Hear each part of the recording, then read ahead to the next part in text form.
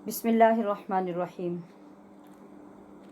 नमाज तरावी के मुतल्लिक़ मुख्तलिफ़ सवालात हैं, उनके जवाबात वज़ाहत के साथ पेश करने की कोशिश करते हैं। पहला सवाल ये है कि ख़वातीन के लिए तरावी पढ़ने का अफ़ज़ल तरीक़ा क्या है? दौर हाज़िर के पेश नज़र ख़वातीन को किस तरीके से नमाज अदा करनी चाहिए? ख़वातीन के लिए नमाज तरावी पढ़ने का अफ़ज़ल तरीक़ा ये है कि वो अपने घरों में नमाज अदा करें और अपने दौर, अपने इलाके, अपने माहौल के पेश नज़र ये उनके लिए ज़्यादा अफ़ज़ल है। अलबत्ता किसी इलाके में, किसी कॉलोनी में या किसी मोहल्ले में ऐसी मस्जिदें हों जहाँ ख़वातीन के लिए बहुत अच्छा अलग से इंतज़ाम किया गया हो, आने जाने के रास्ते अलग हों, वहाँ नमाज़ पढ़ने के लिए सेफ जगह हो जिसमें इख्तिलात का ख़दशा ना हो, तो ऐसी सूरत में ख़वातीन मस्जिद में जाकर भी नमाज तरावी जमात के साथ अदा कर सकती हैं। और अगर ऐसा ना हो तो फिर उन्हें घर में ही नमाज़ पढ़नी चाहिए। अगर कोई औरत ही जमात के साथ औरतों को नमाज़ पढ़ाना चाहे तो उसके लिए कुछ शराइत होंगी।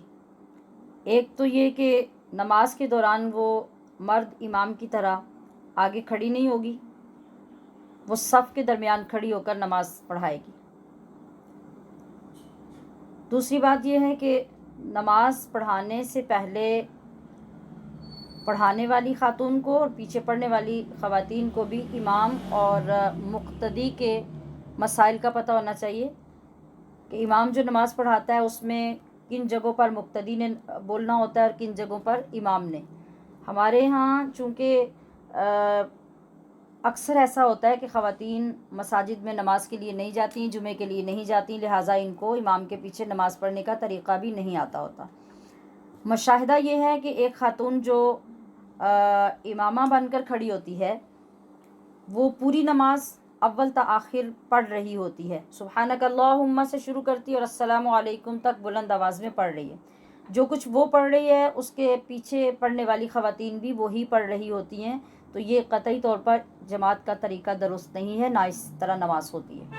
पहले उसको वो मसाइल सीखने चाहिए जो इमाम के लिए हैं और वो मसाइल सीखने चाहिए जो उसने ख़वातीन को समझाने हैं।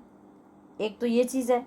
फिर उसके बाद तीसरी बात ये है कि तरावी में औरत जमात तब करवाएगी जब वो हाफिज़ा है और उस समेत उसके साथ नमाज़ पढ़ने वाली ख़वातीन शौक़ रखती हैं कि वो कुरान करीम सुनना चाहती हैं और उसका वो इजहार भी करती हैं।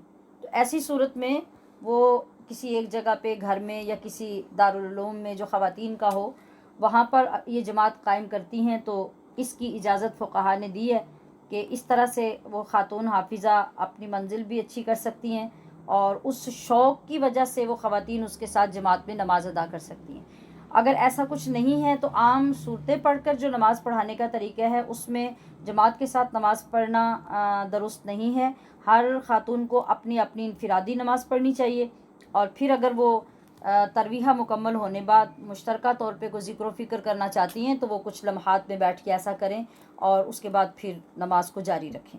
ये ज़्यादा अच्छा और आला तरीक़ा है। इसके अलावा ये पूछा गया है कि तरावी की नमाज जब हम पढ़ते हैं और फिर सुबह रोज़ा रखते हैं तो इससे एक दूसरे पे क्या असर पड़ता है, एक दूसरी इबादत पर, मतलब तरावी का रोज़े पर और रोज़े का तरावी पर। और अगर तरावी नहीं पढ़ सकते तो फिर रोज़े का क्या हुक्म होगा, हमारे रोज़े में उसके सवाब में, उसके अजर में क्या फ़र्क पड़ेगा।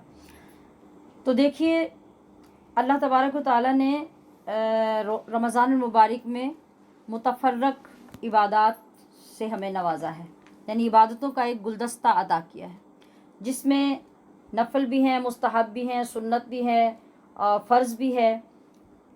अब इनको पहचानना ज़रूरी है। तो इस तनाज़ुर में आप देखिए कि रोज़ा रमज़ान मुबारक की फ़र्ज़ इबादत है, तो इसका एक अपना मुस्तकिल मकाम है। फिर तरावी, जैसा कि हमने उसके बयान में अर्ज़ किया कि वो सुन्नत मुअक्कदा है और जमात के साथ मर्द हज़रात के लिए अलल किफ़ाया है। तो इसका स्टेटस अलग है, इसका अलग है, इन दोनों का आपस में ताल्लुक़ नहीं है। मतलब अफजल तो ये है कि अल्लाह करीम आपकी इबादत के हुस्न को जमा करके आपको आला मनसब पे फाइज करना चाहता है, लिहाजा उसने मुख्तलिफ़ औक़ात में आपको मुख्तलिफ़ इबादत अता फ़रमाई हैं। तो अव्वलीन कोशिश ये कीजिए कि इन तमाम इबादत को अपने अपने मकाम पे अदा करें, मगर एक दूसरे के साथ ताल्लुक़ कायम करने की जो बात है तो ऐसा नहीं है। आपने रोज़ा रखा, तरावी भी पढ़ी तो ये नूरुन अला नूर है। अगर तरावी नहीं पढ़ सके बीमारी की वजह से, किसी भी प्रॉब्लम की वजह से, किसी मजबूरी की वजह से, सफ़र की वजह से, और रोज़ा आपने रख लिया तो आपके रोज़े के सवाब में कोई फ़र्क नहीं पड़ा। अलबत्ता तरावी का जो सवाब मिलना था वो आपको नहीं मिला।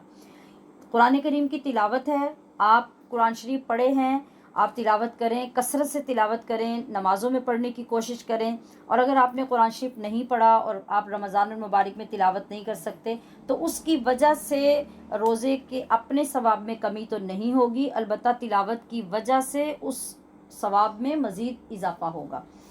सहरी और इफ्तारी ये दोनों बज़ाहिर देखने में तो खाने हैं, मगर रमज़ान मुबारक की निस्बत की वजह से ये बज़ाते ख़ुद एक बड़ा मकाम हासिल कर लेते हैं। हत्ता कि आप सवाब की नीयत से और इबादत की नीयत से सहरी के वक़्त उठ जाते हैं। अगर आपने रोज़ा नहीं भी रखना, आप बीमार हैं, रोज़ा रखने के काबिल नहीं हैं, तो आप इस अच्छी नीयत के साथ उठें कि सब लोग इस वक्त अल्लाह का नूर तनावुल कर रहे हैं और बेहतरीन खाना सबको मुयस्सर है, तो मैं इससे महरूम क्यों रहूं, हो सकता है अल्लाह करीम मुझे इसी से शिफा दे दे। तो इस हुस्ने नीयत के साथ आप वो सहरी अगर खा लेते हैं, रोज़े की नीयत नहीं है, तो आपको इसका भी सवाब मिलेगा।